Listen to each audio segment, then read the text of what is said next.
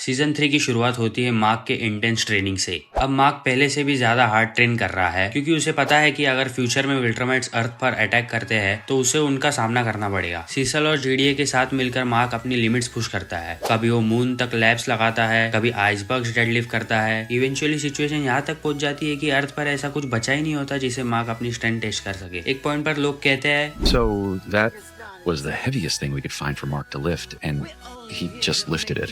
लेकिन एक चीज है जो मार्क अभी तक लिफ्ट नहीं कर पा रहा, एंगस्ट्रॉम लेवी को एक्सीडेंटली मारने का गिल्ट। वो एक लाइन थी जो मार्क ने सोचा था कि वो कभी क्रॉस नहीं करेगा। जब उसे पता चलता है कि उसके फादर का अर्थ पर असली मिशन क्या था, तब से मार्क कॉन्शियसली ट्राई करता है ज्यादा वायलेंट ना होने का। लेकिन आयरनी ये है कि लाइफ में वायलेंस कभी खत्म ही नहीं होती, चाहे फ्यूचर से आए कुछ स्ट्रीट्स क्रिमिनल हो जो डिक्लेरेशन ऑफ इंडिपेंडेंस चुराने आए हो, या फिर डुप्लीकेट का असैसिन ब्रदर वापस आ जाए। मार्क हर फाइट में अपने पंचेस कंट्रोल करता है क्योंकि वो दोबारा किसी को गलती से मारना नहीं चाहता। ये इंटरनल स्ट्रगल सीजन 3 में मार्क के कैरेक्टर का इंपॉर्टेंट पार्ट बन जाता है। और इसी सब के बीच मार्क को एक प्रॉब्लम फेस करनी पड़ती है, उसकी फीलिंग्स। और वो खुद कहता है God, how am I more nervous about this than fighting aliens? Future वाली ईव से मिलने के बाद मार्क ने काफी टाइम तक ईव को अवॉइड किया था, लेकिन फाइनली वो करेज गैदर करता है और ईव को डेट पर पूछता है। डेट सरप्राइजिंगली काफी अच्छी जाती है, लेकिन फिर मार्क अपने हॉनेस्टी की वजह से सब बिगाड़ देता है। ईव को फ्यूचर वर्जन ऑफ ईव के बारे में सब कुछ सच सच बता देता है। ये बात ईव को ऑकवर्ड और एम्बेरेस्ड फील कराती है और इस वजह से उनका रिलेशनशिप टेम्परेरीली पॉज हो जाता है। लेकिन मार्क को एक रिलेशनशिप एंड करना होता है सीसल के साथ। इसी टाइम पर डॉक्टर साइस्मिक सीक्रेटली अपनी रिवेंज प्लान एग्जीक्यूट कर रहा होता है। वो अपनी प्रिजन सेल से ही अंडरग्राउंड लावा मॉन्स्टर्स की आर्मी कंट्रोल करता है। ये मॉन्स्टर्स टनल बनाकर दुनिया के ऑलमोस्ट सारे सुपर हीरोज को किडनैप कर लेते हैं। स्ट्रेंजली सिर्फ इनविंसिबल और ईव ही कैप्चर नहीं होते। दोनों रेस्क्यू करने जाते हैं लेकिन खुद ट्रैप हो जाते हैं। फाइनली सीसल हेल्प भेजता है, लेकिन मार्क ग्रेटफुल होने के बजाय और गुस्सा हो जाता है। उसे प्रॉब्लम होती है कि सीसल अभी भी मर्डरर्स और डेंजरस एक्सपेरिमेंट्स यूज करता है। मार्क और सीसल के बीच आर्ग्यूमेंट एस्केलेट हो जाती है और सीसल एक शॉकिंग मूव करता है। वो मार्क के हेड पे इम्प्लांटेड चिप एक्टिवेट कर देता है जो एक special audio frequency set mark को टेम्परेली पैरालाइज कर देता है। इससे मार्क और भी ज्यादा फ्यूरियस हो जाता है। वो जीडीए छोड़ देता है और गार्डियंस HQ चला जाता है। वहाँ भी फाइट हो जाती है जब वो सोल्जर्स फिर से अटैक करते हैं और फाइनली सिचुएशन इतनी बढ़ जाती है कि मार्क परमानेंटली जीडीए क्विट कर देता है। गार्डियंस ऑफ द ग्लोब की टीम भी स्प्लिट हो जाती है। कई मेंबर्स टीम छोड़ देते हैं और अपनी अलग टीम बना लेते हैं। लेकिन इतने केओस के बाद एक अच्छी चीज भी होती है, मार्क और ईव फाइनली साथ हो जाते हैं। इस सब के बीच ओलिवर रैपिडली ग्रो कर रहा होता है क्योंकि थ्रैक्सन स्पीशीज बहुत फास्ट एज करती है। ओलिवर कुछ ही टाइम में काफी बड़ा हो जाता है और सरप्राइजिंग बात यह है कि उसकी पावर्स भी मार्क से पहले डेवलप हो जाती है। ओलिवर मार्क और डेबी को प्राउड फील कराना चाहता है, लेकिन जैसे जैसे उसकी पावर्स ग्रो होती है वो ज्यादा अनप्रेडिक्टेबल हो जाता है। सबसे पहले वो अपनी पावर सीक्रेट रखता है, फिर वो खुद को नाम देने की कोशिश करता है किड ओमनीमैन। ये नाम मार्क को बिल्कुल पसंद नहीं आता और ओलिवर तो घर के अंदर भी उड़ना स्टार्ट कर देता है। डेबी उसे डांटती है, लेकिन सबसे सीरियस प्रॉब्लम तब होती है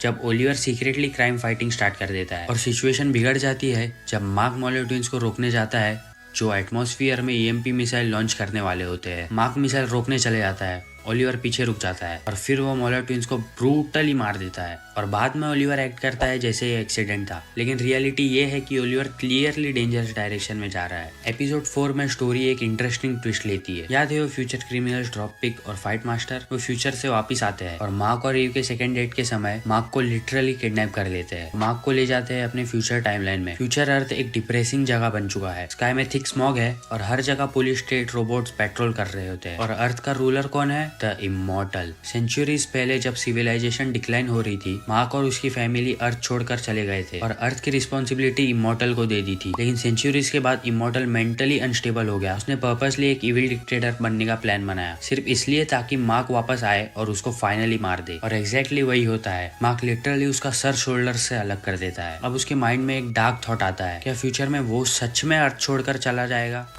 जब अर्थ पर मार्क अपनी प्रॉब्लम से जूझ रहा होता है, स्पेस में नोलन भी एक और नाइटमेयर सिचुएशन में फंसा हुआ है। वो अब विल्ट्रामाइट स्पेस प्रिजन में बंद है और वहाँ उसके साथ है एक और prisoner, Alan the alien. Alan अब भी नोलन को कन्विंस करने की कोशिश करता है कि वो विल्ट्रम एम्पायर के against collision of planet join करे, लेकिन नोलन बेसिकली बस अकेला रहना और शांति से मरना चाहता है। एलन अब पहले से बहुत ज्यादा पावरफुल बन चुका है और विल्ट्रामाइट्स उसे बार बार एग्जीक्यूट करने की कोशिश करते हैं, लेकिन वो हर बार सर्वाइव कर जाता है। फाइनली वो दिन आ जाता है जब नोलन को एग्जीक्यूट करने वाले होते हैं। एलन रियलाइज करता है कि ये नोलन को बचाने का लास्ट चांस है। वो अपनी चेन्स तोड़ देता है और डिस्ट्रैक्शन क्रिएट करने के लिए स्पेस प्रिजन के सारे प्रिजनर्स को फ्री कर देता है। उनमें एक फेमिलियर फेस भी होता है, बैटल बीस्ट। वो सेम जायंट एलियन वॉरियर जो सीजन 1 में फाइट के लिए ऑब्सेस्ड था। सब मिलकर एग्जीक्यूशन चेम्बर तक पहुंच जाते हैं, लेकिन नोलन अभी भी फाइट नहीं करना चाहता जब तक एक विल्ट्रामेट एलन को ब्रूटल तरीके से मारना स्टार्ट कर नहीं देता। एक्चुअली एलन थोड़ा एक्टिंग कर रहा होता है ताकि नोलन इमोशनली रिएक्ट करे। नोलन को फाइनली गुस्सा आता है और दोनों मिलकर एक विल्ट्रामेट एग्जीक्यूशनर को मार देते हैं। दूसरे विल्ट्रामेट को बैटल बीस्ट अकेले ही हैंडल कर लेता है और इस मूवमेंट के बाद नोलन एक ह्यूज सीक्रेट रिवील करता है। विल्ट्राम एम्पायर उतना भी पावरफुल नहीं है जितना सब सोचते हैं। एक्चुअली पूरे एम्पायर में 50 से भी कम विल्ट्रामाइट्स बचे हैं।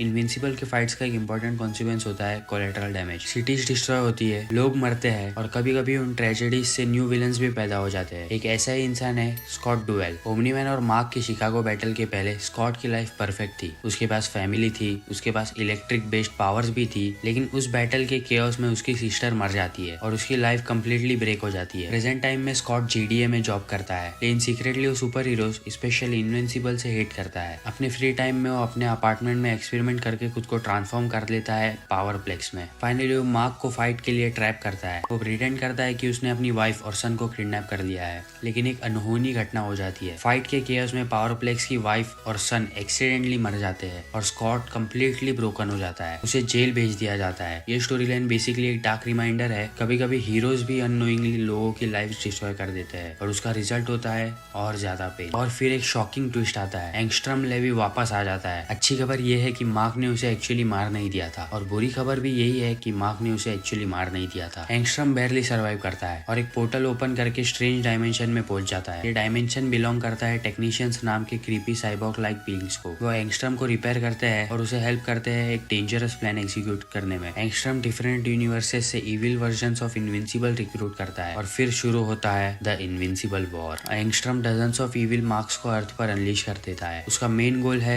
Make them fear! Invincible! Make them hate! दुनिया को कन्विंस करना कि इनविंसिबल ही डिस्ट्रक्शन का रीजन है। पूरे प्लेनेट पर केओस स्टार्ट हो जाता है, कई सिटीज तबाह होती है, मैसिव बैटल्स होती है। फाइनली अर्थ के हीरोज मिलकर कुछ इविल वर्जन्स ऑफ इनविंसिबल को डिफीट कर देते हैं, लेकिन एग्जैक्टली यही एंगस्ट्रॉम का प्लान था। उसने मार्क की पब्लिक रेपुटेशन डिस्ट्रॉय कर दी। वॉर के बाद मार्क और एंगस्ट्रॉम एक फाइनल फाइट में फेस ऑफ करते हैं। इस बार मार्क डिसाइड करता है कि वो एंगस्ट्रॉम को सच में मार देगा, कि कभी कभी विलन्स को स्पेयर करना फ्यूचर में और प्रॉब्लम्स क्रिएट करता है। लेकिन लास्ट मोमेंट पर एंगस्ट्रॉम पोर्टल से एस्केप कर जाता है, या कम से कम उसका ज्यादा हिस्सा। एंगस्ट्रॉम ने जब इविल इनविंसिबल्स को रिक्रूट किया था तो उनसे प्रॉमिस किया था कि हर एक को अपना कॉन्क्यूर करने के लिए वर्ल्ड मिलेगा, लेकिन जब वॉर खत्म हो जाता है एंगस्ट्रॉम अपना प्रॉमिस तोड़ देता है। वो उन सबको एक बैरन वेस्टलैंड डायमेंशन में डंप कर देता है, लेकिन कर्मा जल्दी ही उसके पास वापस आ जाता है। जब वो टेक्नीशियंस के डायमेंशन में वापस जाता है तो वो रियलाइज करता है कि टेक्नीशियंस सब देख रहे थे और उन्हें एंगस्ट्रॉम का बिट्रेयल बिल्कुल पसंद नहीं आता। पनिशमेंट में एंगस्ट्रॉम को फोर्स किया जाता है टेक्नीशियंस का सर्वेंट बनने के लिए। इनविंसिबल वॉर के तुरंत बाद एक और नाइट में स्टार्ट हो जाता है। विल्ट्रामाइट फिर से मार्क की प्रोग्रेस चेक करने आते हैं, लेकिन इस बार आता है कॉन्क्वेस्ट। और कॉन्क्वेस्ट टिपिकल विल्ट्रामाइट से भी ज्यादा सैडिस्टिक है। उसका फेवरेट हॉबी बेसिकली लोगों को ब्रूटल तरीके से मारना है। सीजन 3 फिनाले में मार्क और कॉन्क्वेस्ट के बीच एक मैसिव बैटल स्टार्ट होती है, लेकिन कॉन्क्वेस्ट ऑलमोस्ट अनस्टॉपेबल है और फिर एटम ईव इंटरवीन करती है। एटम ईव के पावर्स नॉर्मली सिर्फ नॉन लिविंग मैटर पर काम करते हैं, लेकिन एक्सट्रीम स्ट्रेस में वो लिविंग मैटर भी मैनिपुलेट कर सकती है। कॉन्क्वेस्ट ईव को ऑलमोस्ट मार देता है। वो लिटरली उसके बॉडी के थ्रू पंच कर देता है। मार्क गुस्से में आकर कॉन्क्वेस्ट पर अटैक करता है, लेकिन वो क्लियरली आउटमैच्ड होता है। तब सडनली ईव की पावर्स मैसिवली एम्पलीफाई हो जाती है। वो खुद को कम्प्लीटली हील कर लेती है और एक ह्यूज एनर्जी ब्लास्ट फायर करती है जो कॉन्क्वेस्ट की स्किन मेल्ट कर देता है। इससे मार्क को एक ओपनिंग मिलती है और फाइनली मार्क इतना हेवीली इंजर्ड होने के बाद भी ऑल इन जाकर कॉन्क्वेस्ट को डिफीट कर देता है। ये एक एक्सट्रीमली हार्ड फॉट विक्ट्री होती है और फिलहाल के लिए अर्थ सेफ है। सीजन के एंड में कुछ साइड स्टोरीज भी रिजॉल्व होती है। श्रिंकिंग रे और रेक्स डेटिंग स्टार्ट करते हैं, लेकिन रेक्स बाद में मर जाता है। ओलिवर स्लोली मैच्योर हो जाता है और प्रूव करता है कि वो एक्चुअली अच्छा बच्चा है। सीवर्स में सीक्विड्स फिर से ग्रो कर रहे हैं। Meanwhile Atom Eve architecture classes join करती है ताकि वो फ्यूचर में अपनी पावर से बेटर स्ट्रक्चर्स बना सके। और एक और डार्क सबप्लॉट चल रहा है। डेमन डार्क ब्लड अभी भी हेल में ट्रैप्ड है और कोई मिस्टीरियस कैरेक्टर एक पावरफुल एंटिटी को समन करने की प्लानिंग कर रहा है। और एक लास्ट ट्विस्ट, कॉन्क्वेस्ट एक्चुअली मरा नहीं है। कॉन्क्वेस्ट के बारे में सीसल मार्क से झूठ कहता है। वो मार्क को कहता है कि वो मर चुका है। सीसल मार्क से सच छुपाता है। कॉन्क्वेस्ट को एक अंडरग्राउंड जगह पर ट्रैप करके रखता है ताकि वो उससे पूछताछ कर सके और विल्ट्रम एम्पायर के बारे में सच जान सके और उनके सीक्रेट्स भी। स्पॉइलर अलर्ट, सीसेल को लगता है कि कॉन्क्वेस्ट को ट्रैप करके रखना आसान होगा, लेकिन सीजन 4 में आप देखोगे कि कॉन्क्वेस्ट इजीली एस्केप कर जाता है और वापस रैक के पास जाके मार्क और अर्थ के बारे में सब कुछ सच सच बता देता है। तो यही था इनविंसिबल सीजन 3 का रिकैप। अगर आपको ये वीडियो पसंद आया हो तो लाइक करना मत भूलना, और इनविंसिबल एनिमेटेड सीरीज का आपका फेवरेट मोमेंट कौन सा है ये कमेंट करके जरूर बताना, और ऐसे ही और वीडियोस के लिए इस चैनल को सब्सक्राइब करना मत भूलना।